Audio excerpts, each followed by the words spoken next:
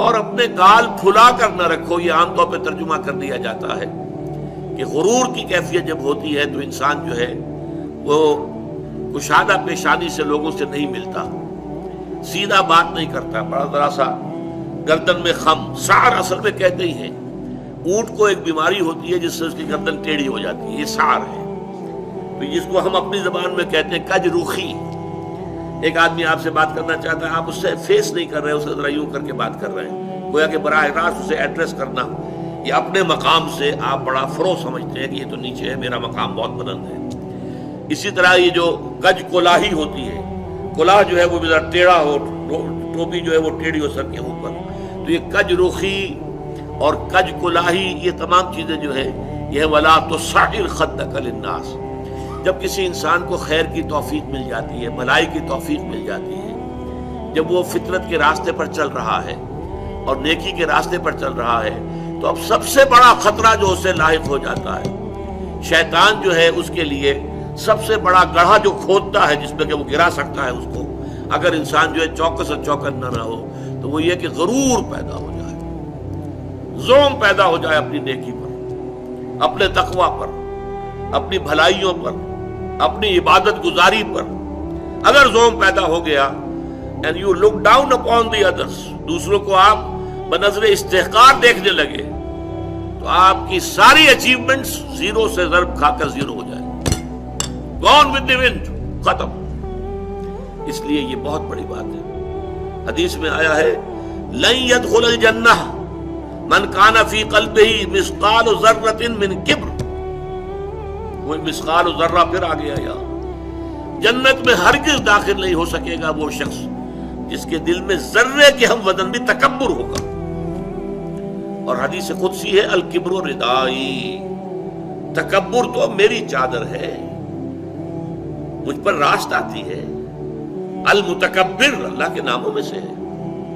هو اللہ الذی لا الہ الا هو الملک القدوس السلام المؤمن المہیمن العزیز الجبار المتکبر، وہ المتکبر ہے، المتعال ہے، بہت بلند ہونے والا اور بہت تکبر کرنے والا، لیکن بندے کے لیے نہیں۔ بندے کے دل میں اگر تکبر آ گیا تو اس کی ساری نیکی، سارا تقوی زائل ہو جائے گا۔ ولا تصعر خدک للناس، تواضع ہونی چاہیے۔ شیخ سعدی نے بڑی خوبصورت اس کے لیے مثال دی ہے، درخت ہے، آم کا درخت ہے، امرود کا درخت ہے، انار کا ہے، سنترے کا ہے، جب اس پر پھل آتا ہے تو شاخیں جھک جاتی ہیں۔ اسی طرح انسان کو اگر اللہ تعالیٰ خیر عطا کر دے، اچھے ثمرات اس کی سیرت میں، اس کے کردار میں، اس کی شخصیت میں، علم کے اعتبار سے، کردار کے اعتبار سے بھلائیاں آ جائیں، پھل آ گیا ہے، تو اب اس کو جھک جانا چاہیے، تواضع ہونا چاہیے۔ اس کے بجائے اگر تکبر ہو گیا، گردن اکڑ گئی، تو معلوم ہوا کہ بس سارا اپنا کیا دھرا جو ہے وہ ضائع ہو جائے گا۔ وَلَا تُصْعِرْ خَدَّكَ لِلنَّاسِ وَلَا تَمْشِ فِي الْأَرْضِ مَرَحًا، اور زمین میں اتراتے ہوئے نہ چلو، اکڑ کر چلنا، اترا کر چلنا۔ مرح جو ہے وہ فرح سے آگے ہے،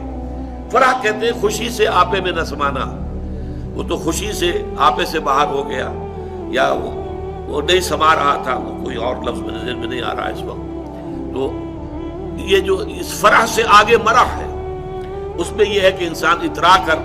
اپنی بڑائی، اپنی خوبی کا اظہار بھی کرتا ہے۔ وَلَا تَمْشِ فِي الْأَرْضِ مَرَحًا۔ اب آپ دیکھیں گے کہ یہ مضامین جو ہے قرآن مجید میں ان کی اہمیت کا اندازہ اس سے ہوگا، سورہ بنی اسرائیل کے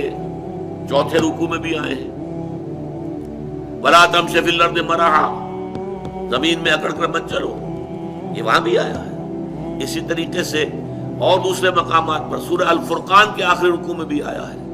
وَعِبَادُ الرَّحْمَنِ الَّذِينَ يَمْشُونَ عَلَى الْأَرْضِ هَوْنًا، اللہ کے نیک بندے تو وہ ہیں جو زمین پر چلتے ہیں تو آہستگی کے ساتھ چلتے ہیں، وہ زور سے قدم مار کر نہیں چلتے، گردن اکھاڑ کر نہیں چلتے، گردن اکڑا کر نہیں چلتے، اور گردن بھی اکڑی ہوئی ہو اور سر کے اوپر ایک جو ہے صافہ، اس کا ترا بھی جو ہے وہ بڑا اونچا کر لیا گیا، اور اس سے کیا ہوتا ہے؟ اِنَّكَ لَن تَخْرِقَ الْأَرْضَ وَلَن تَبْلُغَ الْجِبَالَ طُولًا، تم کتنے ہی زور سے پاؤں مار کر چلو گے، ہماری زمین کو پھاڑ نہیں سکتے، اور کتنی ہی گردن اکڑا لو اور کتنا ہی ترا چڑھا لو،